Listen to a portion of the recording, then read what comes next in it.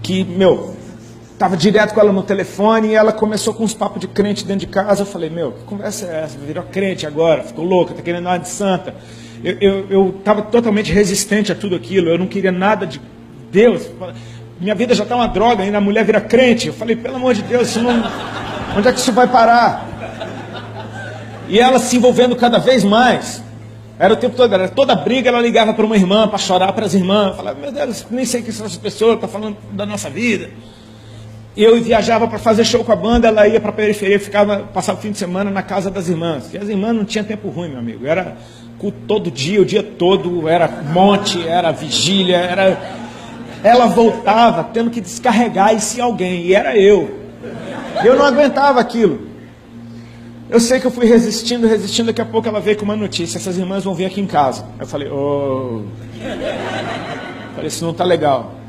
Mas eu não tinha moral alguma, eu estava completamente arrasado dentro de mim, eu não tinha nem autoridade para dizer, não vem, acabou. Não, eu falei, quando é que elas vêm? Segunda-feira. Eu falei, então segunda-feira eu vou fazer alguma coisa, não vou ficar aqui. Ela falou, só que são 7 segunda-feira. Aí eu, poxa, 7 segunda-feira, toda segunda-feira eu vou ter que arrumar alguma coisa para fazer. E eu fiz o meu plano, e eu falei, cara, vou ficar fora, não quero saber de crente, não quero saber dessas irmãs loucas, não quero, a mulher está ficando louca, minha vida já está horrível. E eu fugi, só que aí teve uma vez que eu esqueci que elas vinham. Quando elas chegaram, eu estava lá, eu falei, e agora o que eu faço? Aí a Ari falou, fica. Eu falei, tá bom. E foi chocante, porque aquele grupo de irmãs parecia a minha avó, cara. Todas elas pareciam minha avó. Eu falei, meu Deus, eu pensava, Ali, como é que você anda com um povo desse? Eu falei, essas são as irmãs, Chegaram lá, tudo simplesinho, daqui a pouco começaram a orar, e elas, ultra, mega, hiper pentecostais, cara, elas deram lugar rapidinho ao Senhor. E daquele jeito delas, né? Pulando num pé só, rodando, correndo pela casa, karatê, dando espadada. Elas não se intimidaram nem um pouco com a minha presença e com estar na minha casa. Eu era um intruso naquele lugar. E eu me senti assim, eu me lembro que eu me senti extremamente intimidado. Quando a primeira começou a orar em línguas, que ela eu lembro dela dar uma sapateada no chão, já desatou a língua estranha, daqui a pouco todas pegaram, e daqui a pouco o que está acontecendo? Eu fui encostei na parede, eu fiquei com os olhos arregalados, coração desesperado, vendo aquelas mulheres correndo pela casa. Eu falei, cara, ficou tudo louco isso aqui. E cara, Deus tem o jeito dele. Daqui a pouco lá vem ela fez a tangente no sofá, eu lembro até hoje da curva que ela fez no sofá. Ela veio com o dedo já, tacou o dedão na minha cara e falou, o irmão, a voz dela já estava assim, o irmão já aceitou Jesus? Cara, foi tipo Capitão Nascimento. Falei, já? Já? E a Ali estava do lado, a Ali falou, quando? Falei, não. Eu estava enquadrado, eu falei, cara, eu estava com medo, era muito medo. Hoje é engraçado, mas na hora não foi. A irmã entendeu, ela falou, você quer aceitar Jesus, filho? Eu falei, quero. Eu estava completamente intimidado. E ela falou, então faz uma oração comigo. E tudo que ela falou naquela oração eu repeti. Elas deram glória a Deus, elas disseram que eu estava salvo. Elas disseram que Jesus tinha me perdoado e que Ele agora era o meu Deus e que eu era um filho dele. Eu falei, Elas oraram e foram embora. Ficou eu e a Ali naquela sala. Eu falei, que é isso? Que povo é esse que você está andando? Explica agora esse negócio. Aquelas músicas que elas cantaram, que blá blá blá blá blá blá, é aquele lá. Eu falei, tá louco, pelo amor de Deus. Enrolei uma bomba, fumei. Falei, não tô aguentando, doido para fumar. Passou uma semana. Não foi bem uma semana. No meio daquela semana, uma delas ligou lá em casa. Eu atendi o telefone. Ela falou, oi, irmã Sandra. Eu falei, peraí que eu vou chamar a Alexandra. Ela falou, não é com você que eu quero falar. Eu falei, Ela falou, irmã Sandra. Eu falei, amém. Aí ela disse, você lembra de mim? Eu falei, lembro. Não lembrava nada, tinha 5. Aí ela falou, eu era uma caladinha. Você lembra de uma caladinha? Aí eu lembrei mesmo, tinha uma que não abriu a boca, só ficava me olhando torto. Ela não olhava bonito, não, ela, uma cara brava, olhando assim. Ela foi a que mais me incomodou. E ela falou, eu sou aquela calada. Eu falei, oi, justo a mais calada tinha alguma coisa para falar comigo. Eu falei, pode falar. Então, filho, eu estava orando por você e o Senhor começou a me falar. E o Senhor começou a falar para ela coisas a respeito do meu relacionamento com a Ali, da forma que eu olhava para ela, o que eu enxergava nela. Eu falei, Alexandre contou tudo para a irmã, né? A irmã está só aqui fazendo a ponte para resolver nossa situação. E eu, por educação, falei, é verdade, estava dando muita bola, esperando a ligação terminar. Daqui a pouco, Deus começou a falar algumas coisas a respeito da minha vida. Sabe quando a palavra ela entra lá no fundo do teu coração, parece que alguém deu um mergulho dentro de você? E aquela mulher da periferia estava falando coisas a respeito da dor que eu tinha. Ela falava, Jesus mandou dizer isso para você.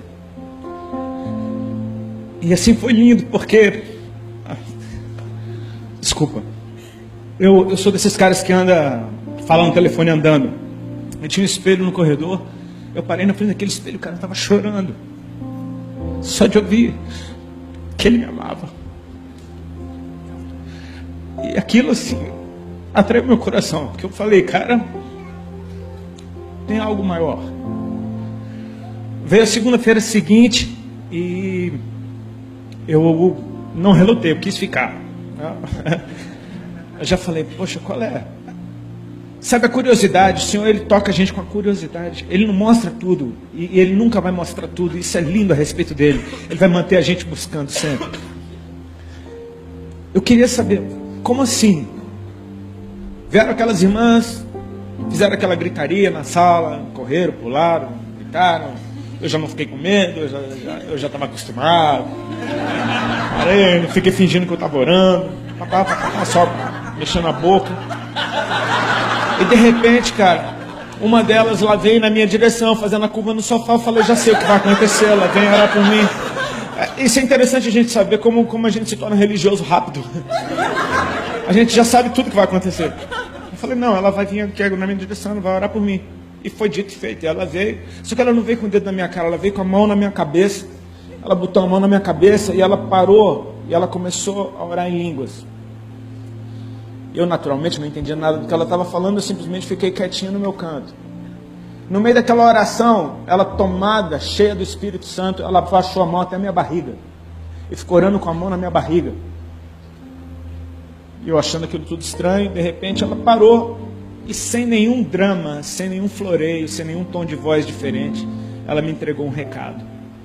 Ela falou, irmão Rodolfo, com essa naturalidade, ela falou assim, o Senhor Jesus está mandando te dizer que nessa tarde Ele está te curando de um câncer no estômago, para você saber que Ele é Deus, que Ele te ama e que Ele tem uma obra para fazer na tua vida. E aquilo foi tipo um soco. Eu me lembro do calorão que eu senti na hora. Eu me lembro de um pinguinho de sorriso que apareceu na minha boca, tipo, porque são as boas novas. Ele tem boas notícias para nos dar. Ele é bom. Por pior que ele estivesse, o que ele tinha para falar a meu respeito era algo bom. E eu comecei a pensar, meu Deus, eu tenho 28 anos de idade, como assim? Câncer? Isso não faz sentido. A gente começa a fazer conta, tipo, mas eu sou muito novo. Daqui a pouco eu comecei a pensar, cara, eu tenho uma dor de estômago há 2 anos que não passa. Falei, que estranho isso. Aí comecei a me lembrar, meu Deus, eu estou perdendo peso há muito tempo. Meu Deus, eu estou cheio de caroço espalhado pelo corpo há tanto tempo. Falei, cara, tudo isso é sintoma. Eu ouvi as conversas de doença dentro de casa. Daqui a pouco eu me toquei. Por que eu ouvi as conversas de doença de câncer dentro de casa? Porque o meu avô, pai da minha mãe, morreu de câncer de estômago. Porque 2 tios, irmãos da minha mãe, morreram de câncer de estômago. Porque 2 tias, irmãs da minha mãe, tiveram que arrancar um seio por causa de câncer. Eu falei, cara, isso estava na família. Eu comecei a pensar, só que ficava dentro da minha cabeça, Ele está te curando. Ele não estava se dizendo que eu tinha, Ele estava dizendo que Ele estava tirando.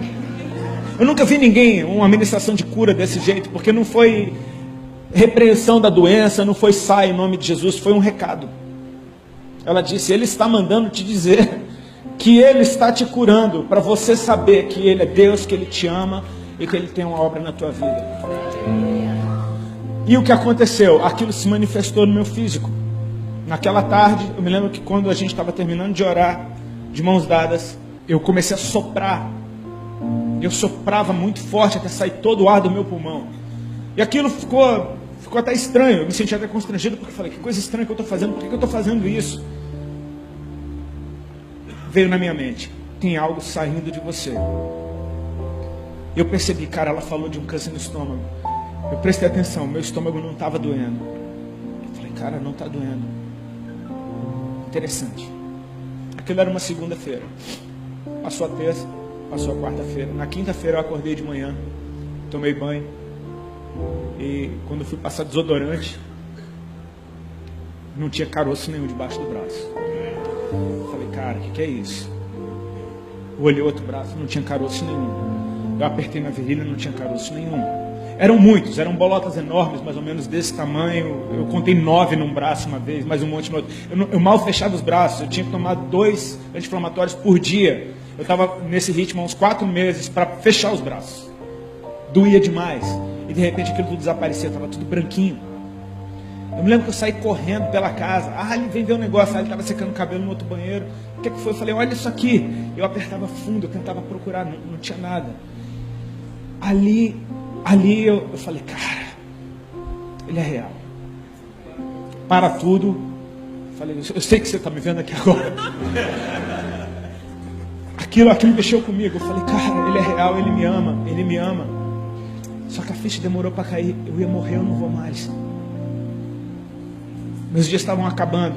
Agora começou.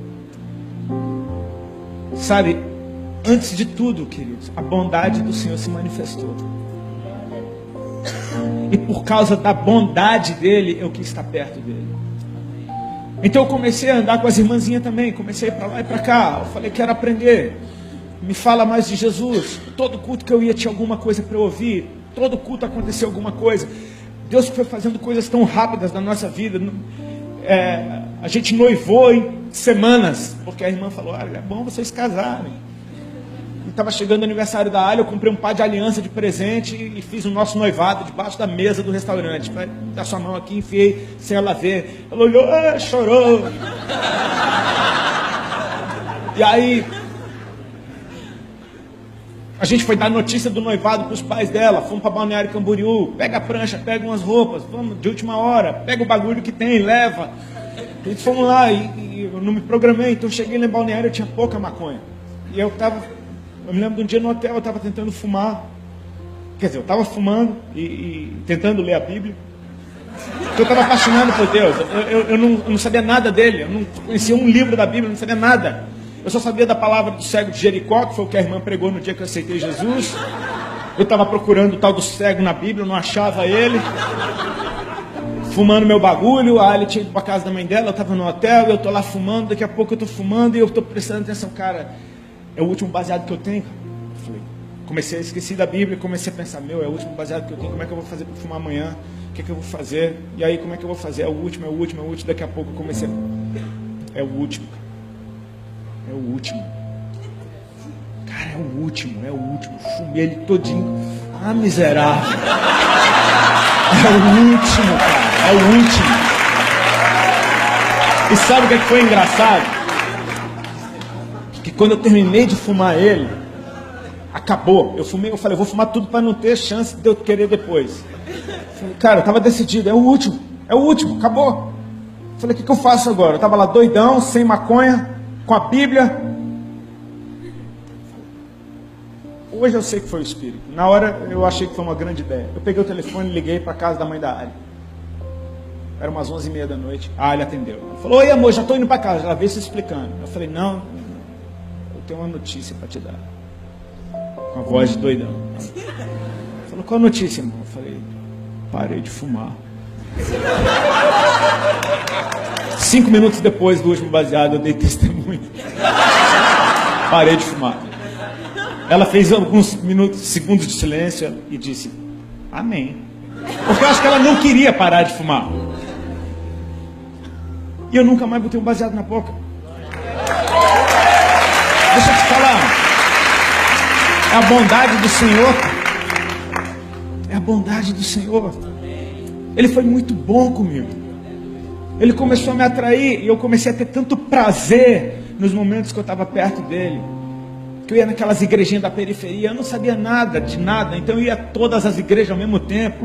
E Deus, com muita misericórdia, usava as pessoas. Em todo canto que eu ia, eu recebia amor, eu ouvia palavra, tinha algum profeta, é isso que te digo.